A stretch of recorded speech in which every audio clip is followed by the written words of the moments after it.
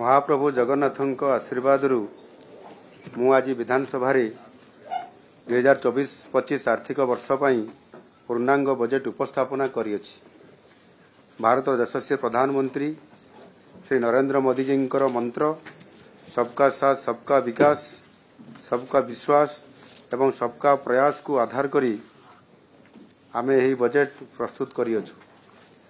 समाजर charity प्रमुख श्रेणी यथा गरीब महिला युववर्ग एवं अन्नदाता सर्वांगीन विकास पाई एवं एक विकसित ओडिशार परिकल्पनार सफल रूपायन पाई यही बजेट आमर एक चेष्टा। आर्थिक वर्ष 2024-25 मोट 2,65,000 कोटी टंकार बजेट अटकल होइछि, जहाँकि विगत वर्षर बजेट अटकल ठारू प्राय 15% अधिक अटे। यही बजेट अटकल मध्यरु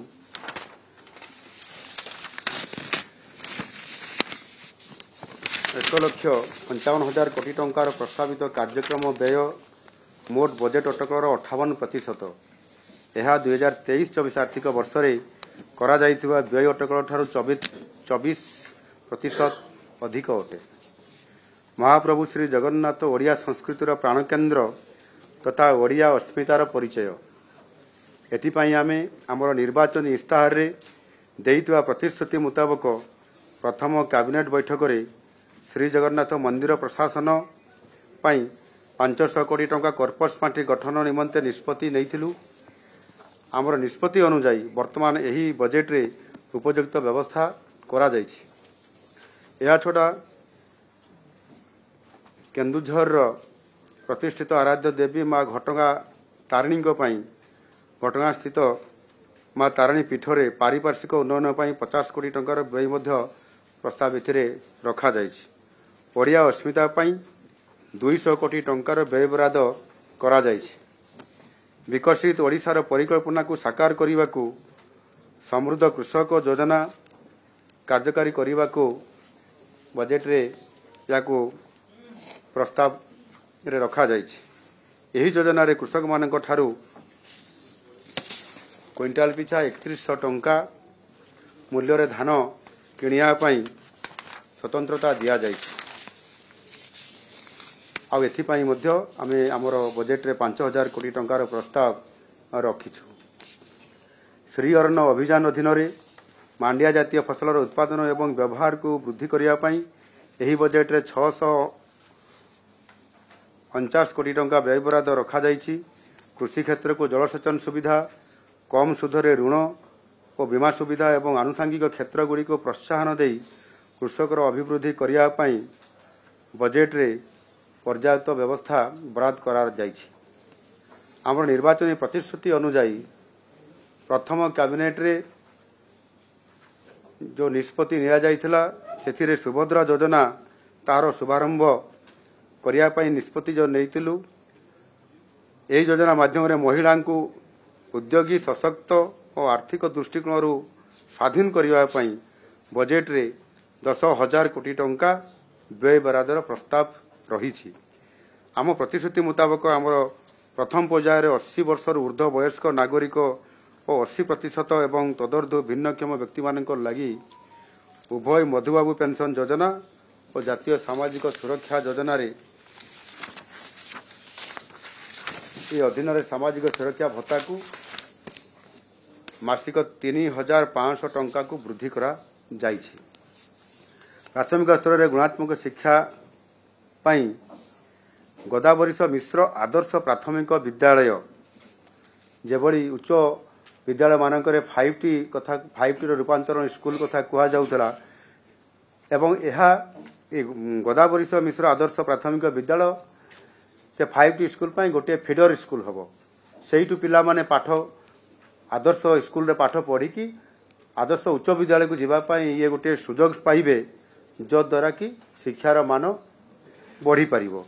सेथिपाई 50 कोटी टंकार व्यय बरादर मध्य प्रस्ताव रखा जाइछि एवं स्कूल ड्रप आउट हार को रखिया पाई आमर निर्वाचन प्रतिश्रुति अनुसार माधव सिंह हाथ खर्च ये एक नूतन योजना ये माधव सिंह हाथ खर्च नामक एक नूतन योजना जहाँकि आम यह आम कार्यकारी करूँ ड्रप आउट कमिजा सहित 3 लाख अनुसूचित जनजाति छात्र छात्री उपकृत हेबे आउ समानकु मध्य 5,000 टंका करी आर्थिक प्रोत्साहन देवार व्यवस्था रखा हेबा द्वारा 2024-25 रे यही योजना 156 कोटी टंकार जो व्ययबराद रखाई से समस्ते उपकृत हो पारे और डफार निश्चित भाव में कमिबार ये संभावना पूरा अच्छी।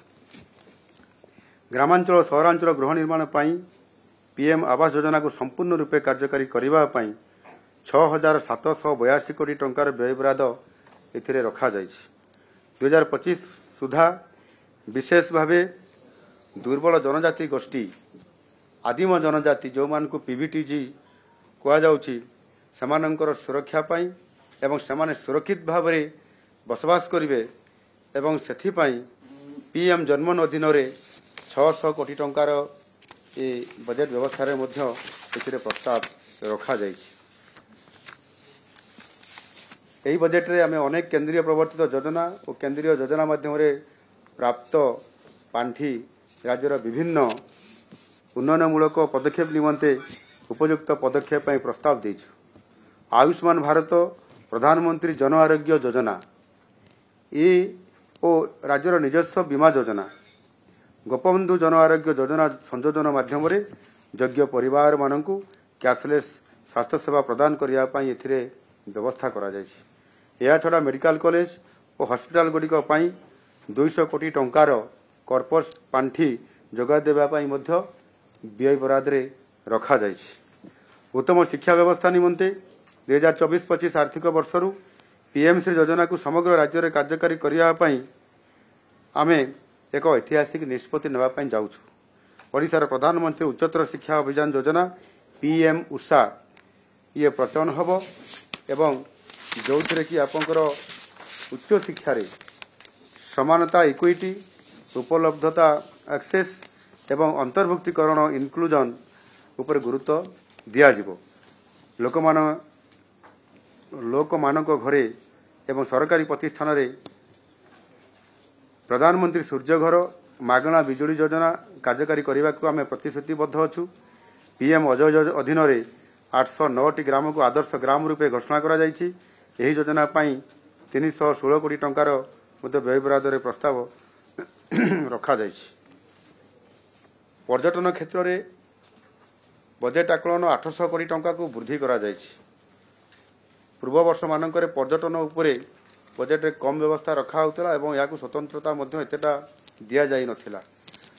महानदी रिवर फ्रंट डेवलपमेंट योजना रे संबलपुर और कटकर महानदी कूलवर्ती अंचल को गुजरात साबरमती रिवर फ्रंट प्रकल्प अनुरूप विकास करने को आम लक्ष्य रखीचु एवं से आम बजेट रे व्यवस्था करिछु। उत्तम आर्थिक परिचालना द्वारा ही एक उन्नत और विकसित राज्य गठन संभवपर यह दृष्टि रखी वित्तीय उत्तरदायी और बजेट परिचालना अधिनियम 2005 रे धार्य समस्त वित्तीय सूचकांक सीमा मध्य 2024-25 आर्थिक वर्षर बजेट प्रस्तुत करा जायछि। आम सरकार संबलर सुविनियोग करी राज्यर जनसाधारण कल्याण समृद्धि और विकास सह विकसित ओडिशा निमंते एही समतुल बजेट माध्यम रे एक खसड़ा प्रस्तुत करिसेंती। मोर दृढ़ विश्वास जे आम सरकार ओडिशावासी सहयोग रे बजेट रे प्रदत्त संबलर सुविनियोग करी राज्य को विकासर शिखर रे पहुंचाइबारे सामर्थ्य हेबे। वर्तमान सरकार हेउची लोकंक सरकार एणु एही बजेट होउची लोकंक बजेट।